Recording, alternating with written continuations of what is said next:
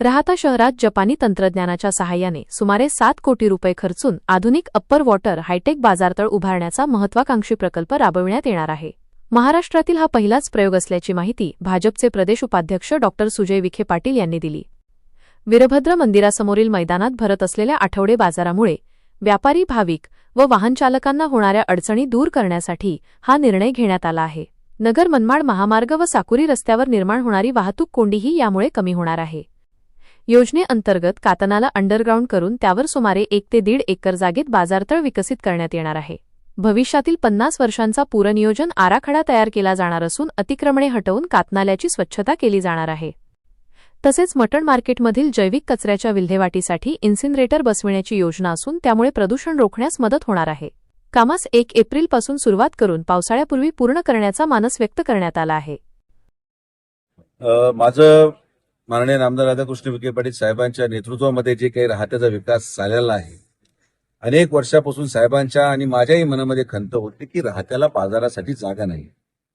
वीरभद्र महाराजाच्या प्रांगणामध्ये जो बाजार लागतो तो आज बाजार साकुरीचे रस्ते जाम करत आहे, तो बाजार आज नगर मनमाड जाम करत आहे, तो बाजार आज या छत्रपती शिवाजी महाराजांच्या नावाने असलेल्या कॉम्प्लेक्सचं पूर्ण एंट्रन्स बंद करत आहे।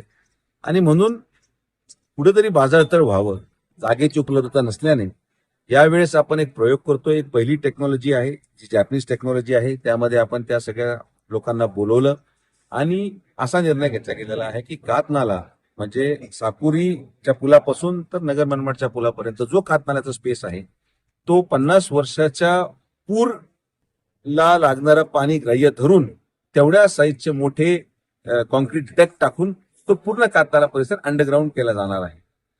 अंडरग्राउंड केल्यानंतर माझ्या मते जवळपास 1 ते 1.25 एकर जागा राहत्याच्या बाजारतळासाठी उपलब्ध होईल आणि हा राहत्याचा सर्वात महत्वाकांक्षी प्रकल्प ठरणार आहे।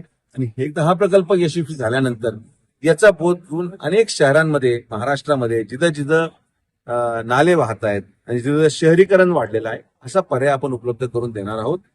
मला असं वाटतं की आम्ही सगळेजण एकत्रित बसलो होतो, नगरसेवक नगराध्यक्षांबरोबर चर्चा झाली। कातनाल्याच्या हातीमध्ये जेवढं अतिक्रमण आहे त्यांना नोटिसा द्यायचं काम सोमवारपासून आपण करत आहोत। मटन मार्केट जे आहे ते मटन मार्केट नुकताच आपण स्थलांतर करीत आहोत। बाजार तर विकसित झाल्यानंतर परत मटन मार्केट जसं लोणीला एक मॉडेल मटन मार्केट तयार झालंय तसंच मटन मार्केट आपण राहत्यामध्ये देखील तयार करणार आहोत। त्या संदर्भात सगळी चर्चा झालेली आहे। कातनाला हा पूर्ण साफ केला जाईल। आज मी स्वतः कातनाल्यामध्ये उतरलो, इतकी दुर्गंधी आहे, तिथं मांस फेकलं जातं, तिथं कोंबडीचे पंख आणि ते सगळं जे होतं तिथं फेकलं जातं, हे राहता आपण पाहिलेलं नाही। म्हणून मी ताबडतोब पालकमंत्री महोदयांनी विनंती करून 50 लाख रुपयाचं इन्सिनरेटर राहत्या शहरासाठी आपण मंजूर करतोय, जेणे की जेवढं कचरा हा मटन मार्केटमधून एकत्रित होईल त्याचा डायरेक्ट जाळून हा कचरा कुठेही इतर पाणी दूषित करणार नाही। ही सुरुवात आहे। 2 वर्षामध्ये राहता ओळखू येणार नाही। विकासाच्या दृष्टिकोनातून हे मी तुम्हाला शब्द देतो, हा कातनाल्याच्या प्रकल्पाला लागणारे 7 कोटी रुपये हे माननीय नामदार राधाकृष्ण विखे पाटील साहेबांनी मंजूर करून घेतलेत। याचं काम आपण माझ्या मते 1 एप्रिलपासून सुरुवात करत आहोत आणि 1 एप्रिलला सुरुवात केल्यानंतर पावसाळ्याच्या आत ते बाजारतळ विकास झाल्यावर ना वीरभद्र महाराजांच्या समोर बाजार लागेल, ना साकुरीच्या रस्त्यावर बाजार लागेल, ना छत्रपती शिवाजी महाराजांच्या कॉम्प्लेक्स समोर बाजार लागेल। बाजारतळ एकच, तर राहत्याचं बाजारतळ। मग सगळे पाळणे भविष्यात तिथे यात्रेचे लागतील, जेवढे सणासुदीचे स्टॉल लागतील ते रस्त्यावर लागतात तिथं लागतील, ते राहत्याचं औद्योगिक केंद्र म्हणून ओळखलं जाणार आहे। असं एक नाविन्यपूर्ण प्रकल्प आपण करत आहोत। मला विश्वास आहे आणि मी राहत्या शहराच्या जनतेला विनंती करतो की जे काय आम्ही करतो हे तुमच्यासाठी आहे। एखादे 2 लोक नाराजही होते, काही लोक विष कालवायचा प्रयत्न करतील, पण मी हात जोडून विनंती करतो जनतेला की आपण सगळ्यांनी सहकार्य करा।